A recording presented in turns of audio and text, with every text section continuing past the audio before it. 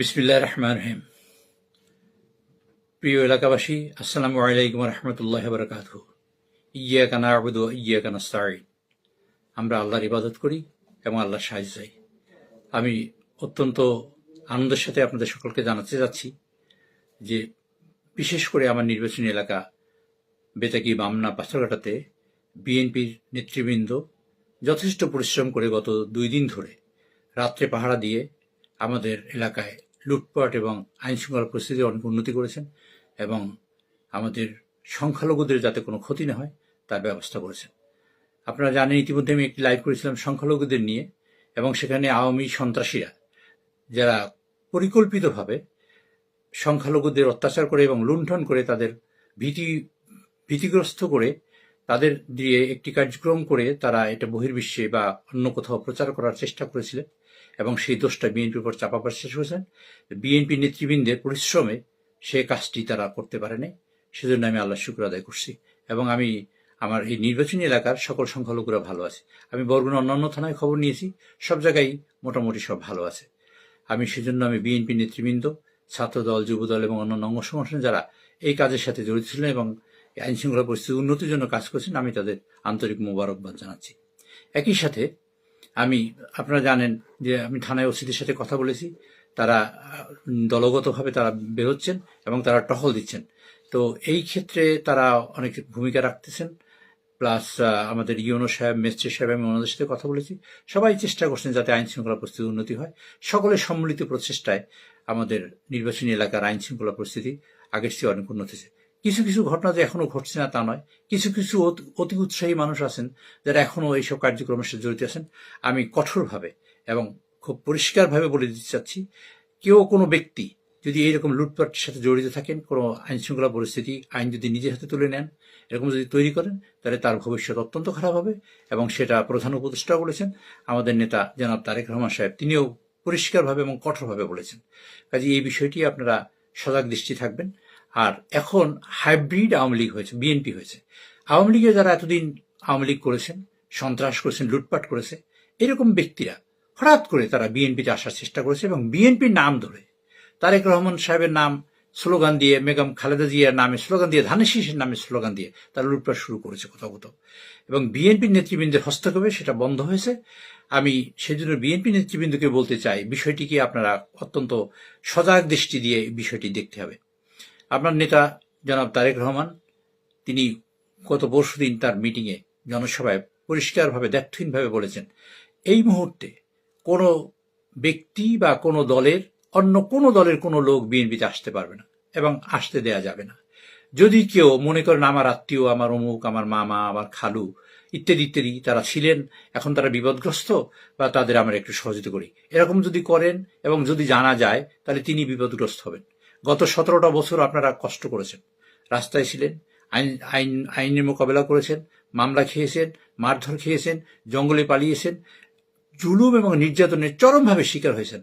তারা যদি এই মাত্র এই সহযোগিতার জন্য এখন এই পর্যায়ে তাদের সাহায্য সহযোগিতার হাত বাড়িয়ে দেন এবং যারা দুর্নীতি করেছে, লুটপাট করেছে, সন্ত্রাসী করেছে, ফ্যাসিবাদী কায়েম করেছে, তাদের যদি সহযোগিতা এখন করার চেষ্টা করে আপনারা এই 17 বছরের অর্জন আপনারা নিজেরা নষ্ট করবেন কিনা সেটা আপনারা নিজেরা ভেবে দেখেন।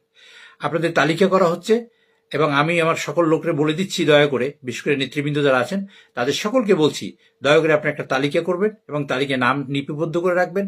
কেউ যদি এমন কোনো কাজ করে, যারা এখন আওয়ামী লীগ বা অন্যান্য কোনো দল থেকে, কোনো দল থেকে কোনো ব্যক্তি কোনোভাবেই আমাদের বিএনপিতে এখন আসতে পারবে না এবং তাতে নেওয়া যাবে না, কোনো ব্যক্তি কেউ না। এবং এটা কেন্দ্রের নির্দেশ, সেটা নিশ্চয়ই আপনারা পেয়েছেন, তবু আমি আপনাদের আবার স্মরণ করে দিচ্ছি, কোনোভাবেই করা যাবে না।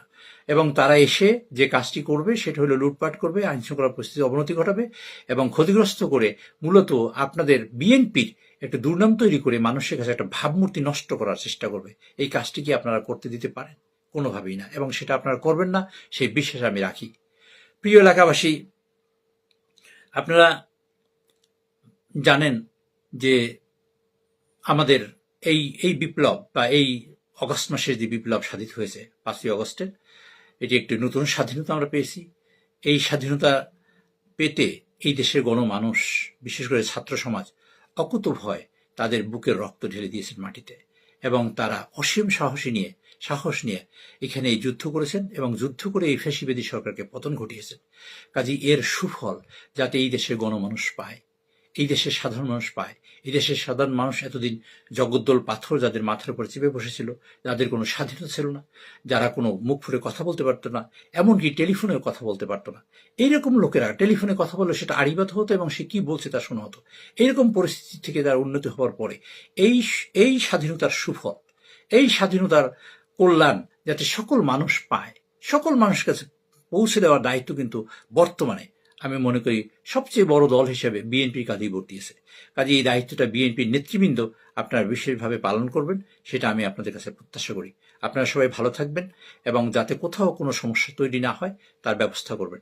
যদি কোথাও কোনো সমস্যা তৈরি হয়, কেউ যদি করেন, আর বিশেষ করে আরেকটা কথা বলতে চাই, সেটা হলো থানায় আপনারা থানার পুলিশ স্টাফ তারা কার্যক্রম শুরু করেছে, আপনারা বিশেষ করে বিএনপি নেতৃবৃন্দ তারা তাদের সহযোগিতা করবেন যাতে তারা তাদের দায়িত্ব পালন করতে পারে এবং এলাকায় যাতে কোনো সমস্যা তৈরি না হয় সে কাজটা যাতে তারা করতে পারে। প্রশাসনের সাথেও আপনারা যোগাযোগ করবেন। সংখ্যালঘুদের কাছে আমি বিশেষভাবে অনুরোধ করতে চাই, তারা যদি কোথাও কোনো সমস্যা দেখেন দয়া করে প্রশাসনের সাথে যোগাযোগ করবেন, বিএনপির স্থানীয় নেতৃবৃন্দের সাথে যোগাযোগ করেন। যদি কোথাও তারপরে কোনো সমস্যা হয় আমার সাথে যোগাযোগ করবেন। আমি চেষ্টা করব আপনাদের যাতে কোথাও কোনো সমস্যা না হয়।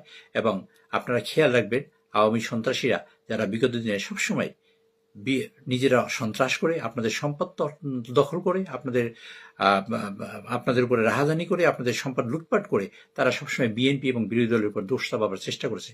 সেই কাজটি যেন এখন কোথাও না হয় এবং সেই কাজে যদি আপনারা কেউ কারো জড়িত না থাকেন, যদি থাকেন সেটা কিন্তু জানা যাবে।